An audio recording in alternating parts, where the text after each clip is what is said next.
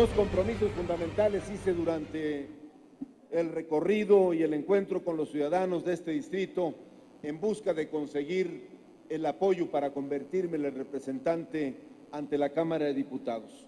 Uno, cumplir cabalmente con la tarea del legislador, el compromiso y los trabajos de las diputadas y los diputados fundamentalmente es hacer leyes para la nación, hacer leyes para poder tener una sociedad que funcione mejor. Pero también hice un segundo compromiso, poder hacer las gestiones necesarias para tener recursos para mis municipios y para mi estado. Destaco principalmente la atención que he puesto para los municipios de mi distrito, sin descuidar y sin olvidar el compromiso con el resto de los municipios del estado de Michoacán.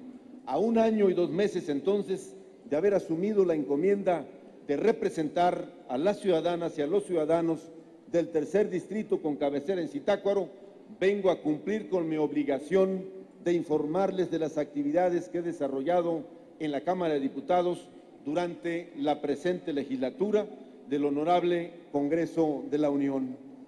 Lo hago por una obligación legal, por un compromiso ético, pero fundamentalmente porque estoy convencido de que quienes somos favorecidos con el mandato de los ciudadanos tenemos el deber de presentarnos ante ustedes, exponer y explicarles en un ejercicio abierto, plenamente democrático, de transparencia y de rendición de cuentas, el resultado de nuestras actividades parlamentarias, políticas y de gestión.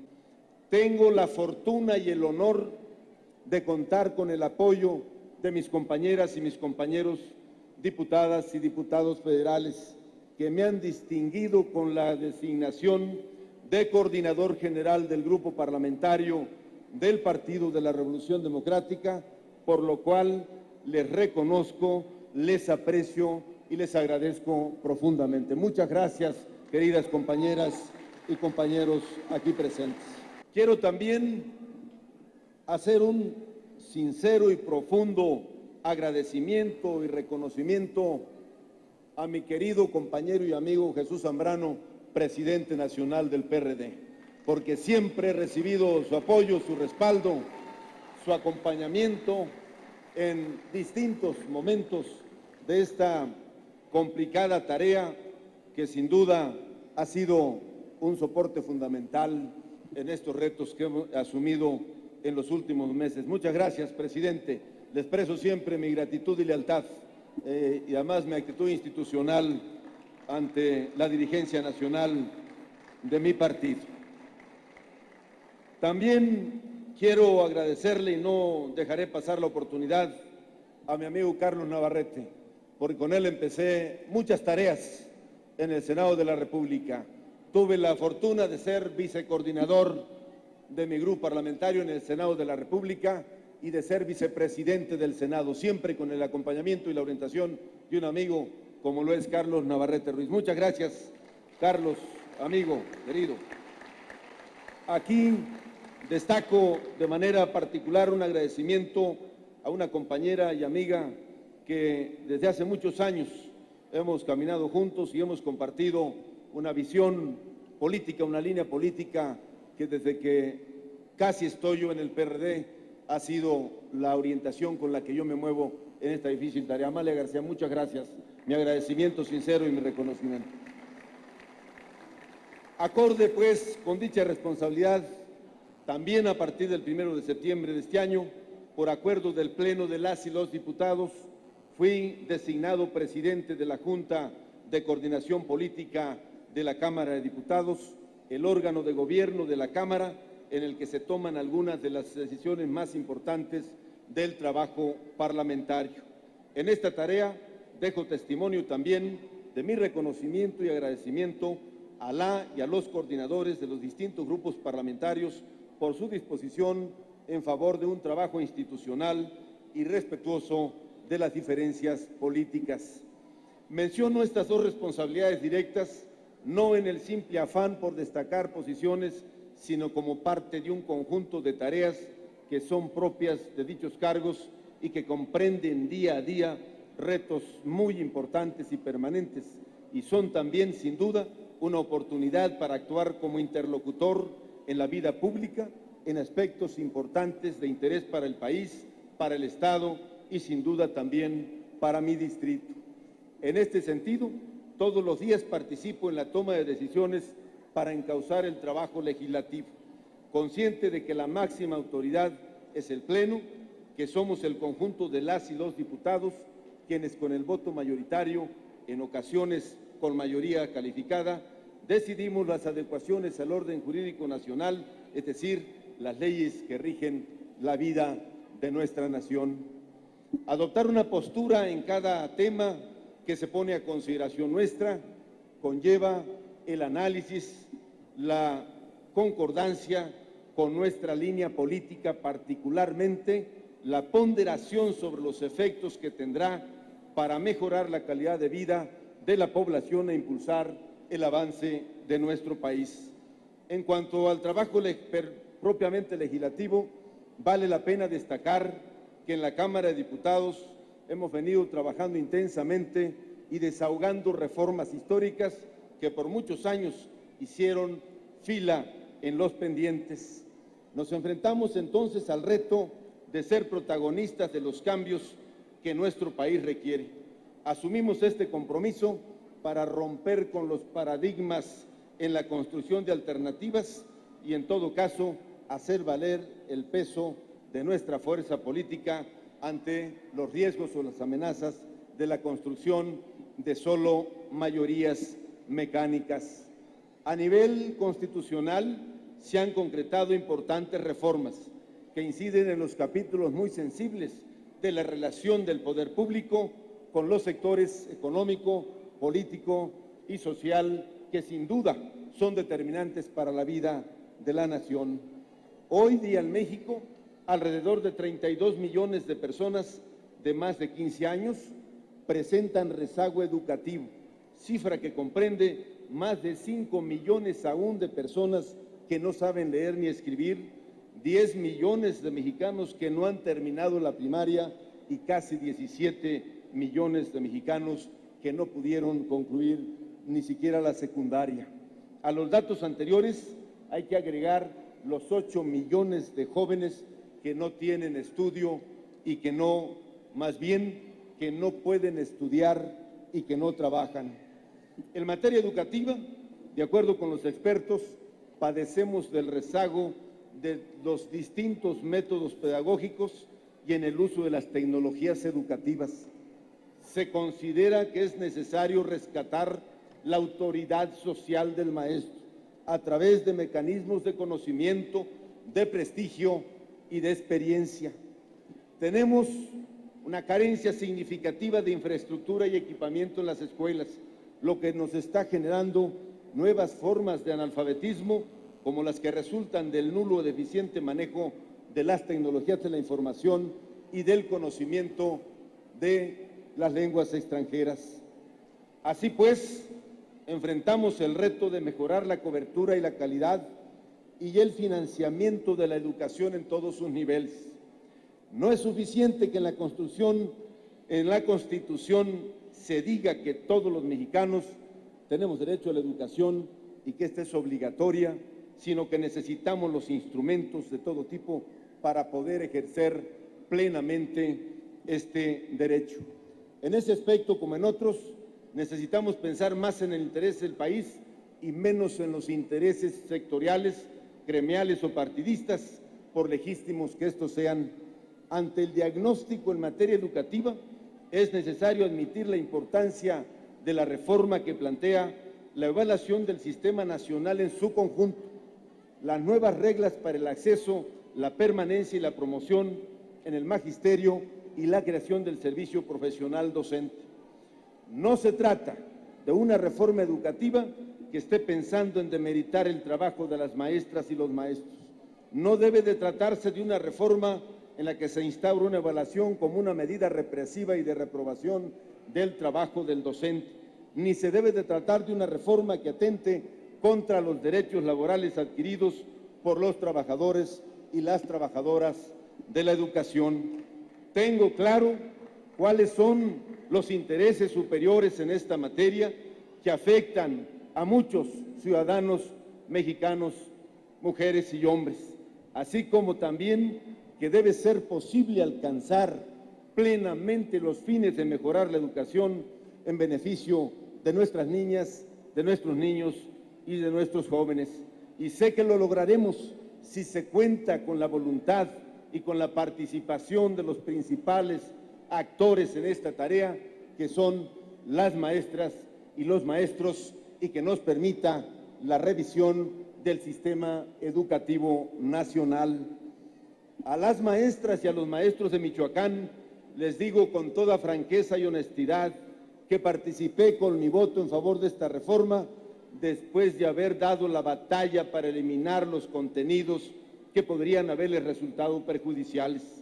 Logramos en consecuencia que la evaluación no se dirija al docente de manera exclusiva, sino que sea el sistema nacional en su conjunto el que se evalúe, que se tome en cuenta el contexto en el que se realizan a diario su trabajo las maestras y los maestros, y que previo a una evaluación se debe de brindar todo el apoyo y el seguimiento, la actualización y la capacitación para que los maestros alcancen a cumplir cabalmente con esta noble tarea que se les ha encomendado, y que de esta manera alcancemos ese anhelo que también ellos comparten de tener en México una educación mejor y de más calidad. Le doy vuelta a la página y extiendo mi mano amiga a las maestras y a los maestros para que caminemos juntos en esta tarea de reconstruir y lograr la educación que todos deseamos. Desde aquí les envío un saludo respetuoso, un abrazo, y decirles que estoy listo para ser su principal aliado en esta tarea que es por el bien de todas y de todos. En materia de telecomunicaciones, esta garantizará el derecho a la información de los ciudadanos y el acceso a los contenidos de calidad en condiciones de equidad para los competidores, para difundir señales de radio y de televisión, así como de telefonía y otra gama de servicios a los que deben de tener derecho todas y todos los mexicanos, porque así lo exigen los tiempos, pero también porque es un bien público y le merece y debe ser útil a nuestros ciudadanos. En ese sentido, creamos y elevamos a rango constitucional y con carácter de autónomo los organismos reguladores del sector, como el Instituto Federal de Telecomunicaciones y la Comisión Federal de Competencia Económica, y estarán en análisis en muy poco tiempo las iniciativas de leyes secundarias que harán efectivas las reglas en esta materia. Esa reforma que parecía imposible se concretó y hoy en México es una realidad: acabar con los monopolios y abrir a todas y a todos el acceso que tienen los mexicanos y el derecho que tienen a ser informados a tiempo y con calidad. Hace apenas un par de días también se realizó la declaratoria de reforma constitucional que establece la obligación de los congresos locales de adecuar su marco normativo. Con ello se consolida el derecho fundamental de todo ciudadano de votar y ser votado para los diferentes cargos de elección popular sin tener que afiliarse o pasar por el filtro de algún instituto político. También destaco que está en tránsito en las legislaturas locales de los estados la propuesta de reforma a diversos artículos de la Constitución que garantizan la transparencia, el derecho del acceso a la información pública y a la protección de datos personales, la cual culminó su etapa de aprobación en ambas cámaras del Congreso apenas esta semana que termina. Destaco esto, amigas y amigos: cuando uno platica con los ciudadanos, lo que reclaman es que hay mucha opacidad en el manejo de los recursos públicos. Lo vimos ahora en el marco de la discusión de la reforma hacendaria. Lo primero que nos decían: sí, nos quiere cobrar más el gobierno, pero nunca sabemos a dónde se van los recursos, en qué se utilizan, y en cambio vemos escándalos de enriquecimiento de servidores públicos, de funcionarios, y no hay mecanismos de frenar estos problemas de opacidad y de corrupción. Buena noticia, se aprobó esta semana en la Cámara de Diputados la reforma constitucional para darle plena autonomía al organismo responsable de que los ciudadanos puedan tener acceso a toda la información.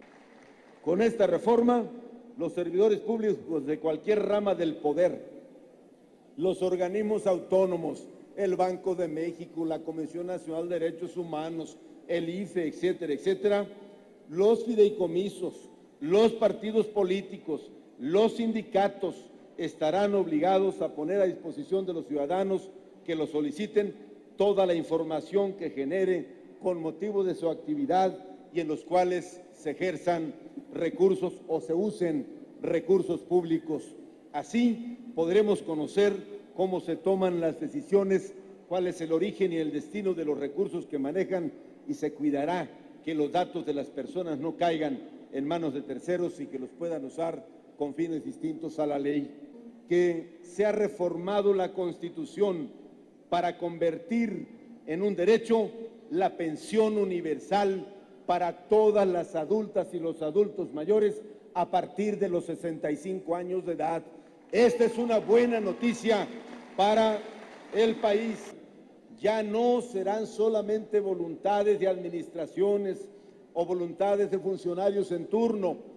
Ahora es una obligación constitucional que todos, todas y todos, a partir del año que entra, que cumplan 65 años de edad, tendrán derecho a la pensión que les permita a un sector de la población que vive en condiciones muy deplorables, por lo menos tener acceso a la alimentación. Veo muchas caras felices enfrente de mí. El año que entra será un buen año para nuestras adultas y nuestros adultos mayores. También instituimos el seguro de desempleo como un mecanismo de apoyo a las trabajadoras y trabajadores que por diversas circunstancias dejen de contar con su fuente de trabajo y que esto les permita de manera temporal resolver sus ingresos para sus necesidades básicas. A la par de las adecuaciones al marco constitucional, también hemos venido trabajando para modificar otras leyes secundarias que sirvan a regular mejor el marco normativo del país. No voy a detenerme mucho, son muchos temas los que quisiera compartirles de manera resumida. Solo diré que también tenemos una nueva ley de amparo que permita proteger plenamente los derechos de las mexicanas y los mexicanos, que también se tiene una nueva ley en materia financiera que sin duda ayudará a mejorar los servicios bancarios y acercarle las posibilidades y beneficios de crédito a los pequeños y a los medianos empresarios, que sin duda ayudará a detonar el crecimiento del país. Destaco en el tema de la reforma hacendaria que gracias a la postura a tiempo de nuestro grupo parlamentario logramos que no se incluyera en la propuesta de reforma hacendaria el IVA a medicinas y a los alimentos, que ha sido también una vieja y añeja y sentida demanda de nuestro partido. También logramos, y es una buena noticia para los empresarios, que se elimine el IETO, que se elimine el IDE y que los que hoy se encuentran en el régimen de pequeños contribuyentes, los repecos, tengan posibilidad de, si tienen ingresos hasta 2 millones de pesos anuales, solo con que entreguen información de sus operaciones no tendrán mayores cargas fiscales. Destaco también que en el caso del campo, y aquí hay muchos productores pequeños, medianos, hicimos la mejor reforma que pudiesen imaginarse. Todos los pequeños productores que tengan ingresos de hasta $1,000,000 no van a pagar un solo centavo de impuestos. Quienes ganen más de 1,000,000 y hasta 10 pagarán solo el 3% y de ahí en adelante el resto pagarán como cualquier otra empresa que tiene que pagar sus contribuciones. También destaco que la reforma hacendaria tiene un carácter progresivo, porque el centro de nuestra preocupación es que pague más quien más gana. Y se estableció que a partir de aquellos que tengan ingresos de 750,000 pesos al año, pagarán un 2% adicional a lo que ya pagan. Es decir, quienes tengan ingresos superiores a los 65,000 pesos mensuales. Quiero destacar que esta medida no afecta a la inmensa mayoría de la población, porque en este país el 90% de los mexicanos, de los hogares del país, tienen ingresos menores a 20,000 pesos mensuales y el promedio oscila entre los 3,000 pesos al mes. Ese es el rango de los ingresos de las familias de este país y que solo una minoría, hay 200,000 mexicanos que son los que concentran toda la riqueza nacional. Por eso nuestro país no ha podido avanzar en la dimensión y en lo que nosotros deseáramos. También logramos que se le cobre dinero a la bolsa, a los llamados capitales golondrinos, que vienen, ganan mucho recurso, mucho dinero y se van sin dejarle un solo centavo al país. Por otro lado, decirles, sé que esta medida también no fue popular, pero uno de los grandes problemas que tiene el país en materia de salud pública es el problema de la obesidad. Tenemos casi el primer lugar en el mundo del problema de obesidad. Por eso se elevó el impuesto a los refrescos y a las bebidas endulzadas con distintos ingredientes y también se le aplicó un impuesto a la comida chatarra. Estoy seguro que la conciliación y el acuerdo es el mejor camino para serenar al Estado de Michoacán.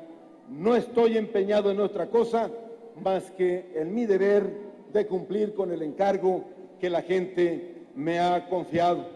Son tiempos difíciles, pero son tiempos de unir esfuerzos, son tiempos de sumar, son tiempos de construir para sacar adelante a Michoacán, poniendo lo mejor de nosotros, poniendo por delante el interés de las michoacanas y de los michoacanos. Espero cumplir, pues, las expectativas que he puesto por delante para cumplir mi trabajo. Y si en algo no ha salido, me he equivocado, como todo ser humano, estoy abierto y dispuesto para corregirlo. Refrendo nuevamente ante ustedes mi compromiso y mi voluntad de seguir trabajando sin demora, con todo el afán a favor de las y los michoacanos. Llamo pues a mis paisanas y a mis paisanos, llamo desde aquí a todas las fuerzas políticas, a todos los actores políticos, independientemente de su condición social, política o económica. Llamo a las mujeres y los hombres de Michoacán para que pongamos lo mejor de nosotros por encima de las diferencias, saquemos la fortaleza que hoy requiere Michoacán para salir adelante. Michoacán es mucho Estado, le ha dado mucho a la República, no se explica el país sin Michoacán. Por aquí pasó la independencia, la reforma, la revolución y el tránsito a la democracia y a la transición del poder. Por eso desde Michoacán le decimos al país que necesitamos de su apoyo, que necesitamos de su acompañamiento, que necesitamos de sus recursos y desde Zitácuaro le decimos que vamos a hacer todo lo que nos toque para lograr este propósito. Mi abrazo y mi agradecimiento sincero y muchas gracias por escucharme. ¡Que viva Zitácuaro! ¡Que viva Michoacán! ¡Que viva México!